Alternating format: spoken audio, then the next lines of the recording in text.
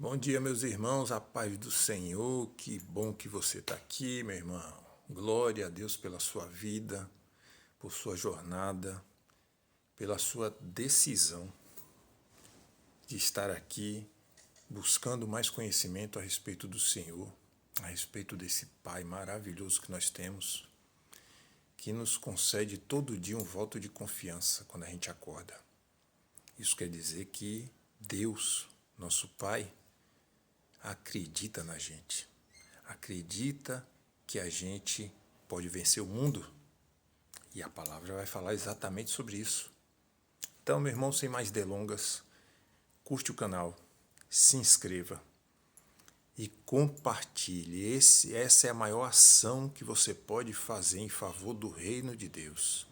Compartilhe a palavra do Senhor com o máximo de pessoas que você puder ininterruptamente. Faça a palavra de Deus alcançar N número de pessoas. Nós precisamos da luz, que é Jesus. Bora para a palavra.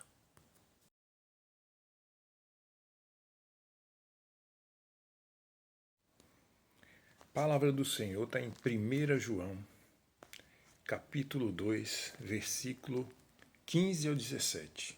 Diz assim: Não ameis o mundo, nem o que no mundo há. Se alguém ama o mundo, o amor do Pai não está nele. Porque tudo o que há no mundo, a concupiscência da carne, a concupiscência dos olhos e a soberba da vida não é do Pai, mas do mundo. E o mundo passa, e a sua concupiscência, mas aquele que faz a vontade de Deus permanece para sempre. Meu irmão, eu fiz esse estudo aqui dessa palavra, mas ele ia ficar tão extenso que eu eu resumi o que eu pude. Sabe, ainda assim eu acho que ficou até um pouquinho extenso, mas enfim. Por isso vou recorrer a anotações. Mas o que importa é a mensagem que a palavra quer passar. Essa palavra nos diz o seguinte, meus irmãos. É um chamado radical para os cristãos se desapegarem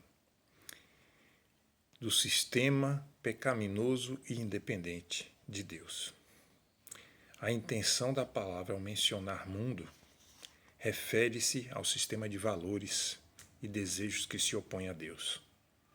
Ou seja, uma vida de rebeldia e autossuficiência. É clara a discrepância que paira sobre essa escolha. Basta refletir um pouco. As coisas do mundo, além de não durarem, os prazeres, satisfação, são fadadas à destruição. Enquanto que, quando nos alinhamos com Deus e com seus mandamentos, temos nossa vida ancorada na eternidade, recebendo uma satisfação duradoura que só o Senhor pode nos dar. Vencer o mundo é uma vitória conquistada pela fé, que nos permite ver o mundo como ele é, passageiro, enquanto a vida em Deus é eterna. Irmãos, o mundo ao qual a palavra se refere é qualquer pessoa, relacionamento, estrutura social, circunstâncias ou situações que não foram redimidos pela graça de Deus. O mundo é a sociedade independente de Deus, sistemas que não têm a soberania de Deus. Lembre-se do que diz em Jó 15:15. Estamos no mundo, mas não somos do mundo. Assim como a canoa está na água, mas a água não deve estar nela. É esse o pensamento que temos que ter continuamente e diariamente a respeito do mundo.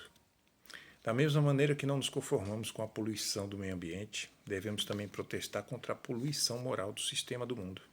Crime, prostituição, corrupção, tráfico, impunidade criminosa, é impossível haver um vazio na água. Nesse assunto não cabe neutralidade.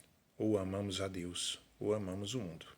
O próprio Jesus disse, ninguém pode servir a dois senhores. Isso está em Mateus, capítulo 6, versículo 24. Agora vamos refletir um pouco no que se refere à concupiscência da carne, dos olhos e à soberba. A primeira ataca de dentro para fora.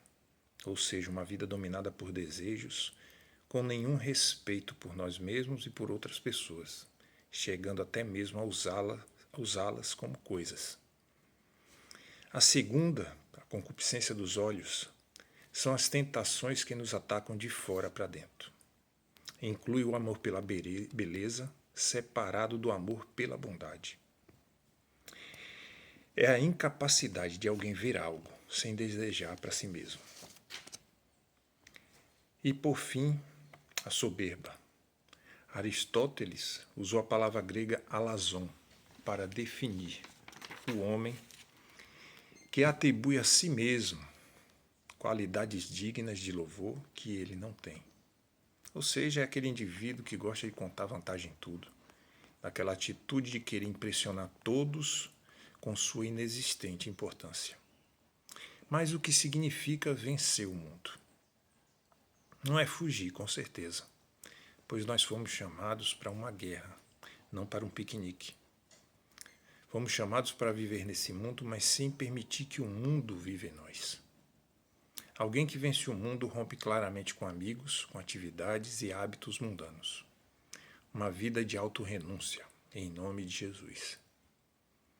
Eu quero finalizar compartilhando um pensamento de Richard Baxter, um líder puritano inglês, pastor e escritor. E ele diz o seguinte: há uma grande diferença entre os desejos do céu em um homem santificado e em um não santificado. O crente valoriza o céu acima da terra e prefere estar com Deus do que aqui. Mas para os ímpios nada parece mais agradável, desejável do que este mundo. E, portanto, ele apenas escolhe o céu antes do inferno, mas não antes da terra. E, portanto, não terá sobre tal escolha. Meus irmãos, eu tentei resumir ao máximo essa reflexão, mas sem deixar de compartilhar a importância e a profundidade das palavras do Senhor, nesse chamado tão importante, tão, como eu disse no início, tão radical. Nós não precisamos nos contaminar por estarmos aqui no mundo. Isso não pode ser uma opção para nenhum de nós.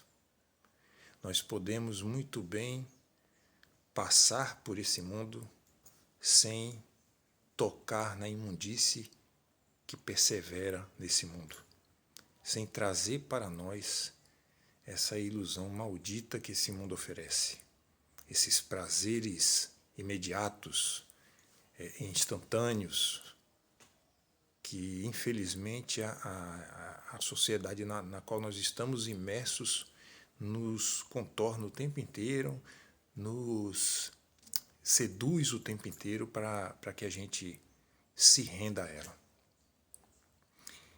Não escolha, meu irmão, o céu só quando a opção for ele ou o inferno.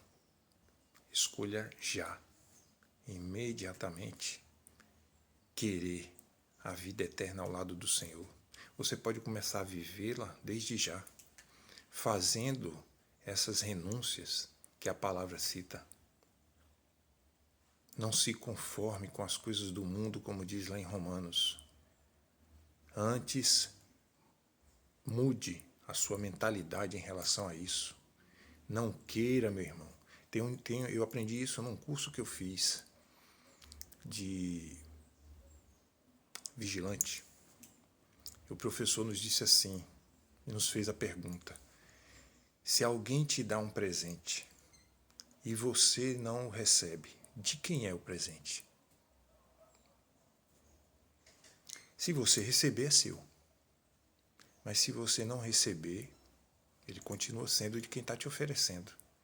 Então pense nisso em relação ao que o mundo te oferece, meu irmão. Reflita antes de receber. Pergunte, consulte ao Senhor. Isso é de ti, meu Pai? Ou é um engodo de Satanás, querendo me ludibriar, querendo me sujar com a imundície do mundo? não aceite de imediato. Primeiro consulte ao Senhor e Ele vai te responder, porque Ele vai ver que você está vigilante para não cair nas armadilhas.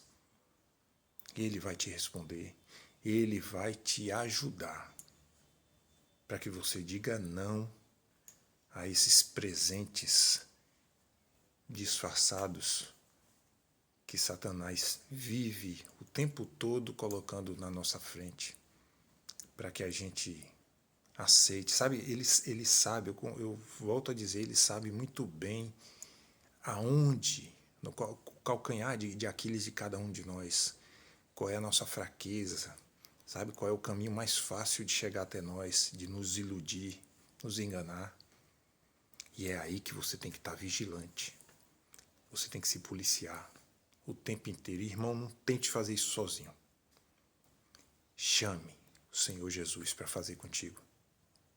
Pode ter certeza que na sua vida vai se cumprir a palavra que diz: resista ao diabo e a todas as tentações que ele traz, e ele fugirá de vós. Amém, meu irmão? Um grande abraço a todos e até a próxima.